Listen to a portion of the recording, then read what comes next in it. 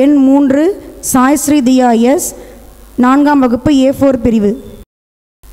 சொல்லும் பொருளும் சொல்லுகின்ற பாங்கும் செய்யப்பட உள்ளதா என தேர்வு செய்ய வந்திருக்கும் நடுவர் அவர்களே, யார் பெறுவார் முதல் பரிசு அறியாவலுடன் காத்திருக்கும் அனைவருக்கும் என் முத்தான வணக்கத்தை கொத்தாக தெரிவித்துக் கொள்கிறேன். என்னுடைய தலைப்பு கண்டுபிடிப்பாளர்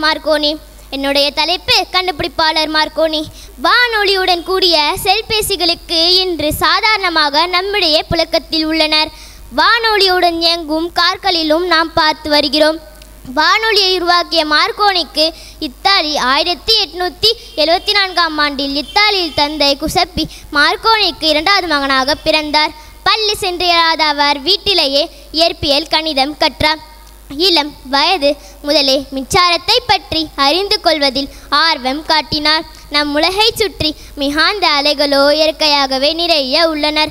அதன் மூலம் ஒளியை ஓரிடத்திலிருந்து மற்றொரு இடத்திற்கு கடத்த முடியும் என்பதை அறிவியலாளர்கள் அறிந்தனர். சோதனைகளில் அது உறுதிப்பட்ட போது அவ்வாறு வானொலியை அனுப்பலாமே என்ற முயற்சியில் அவர்கள் இறங்கினார்கள். வானொலி அலை பல இடங்களில் பல கட்ட ஆராய்ச்சியை மார்க்கோனி செய்தார். தம் விடாமுயற்சி மார்க்கோனிக்கு 1895ஆம் ஆண்டில் இத்தாலி வானொலி இயக்கினார்.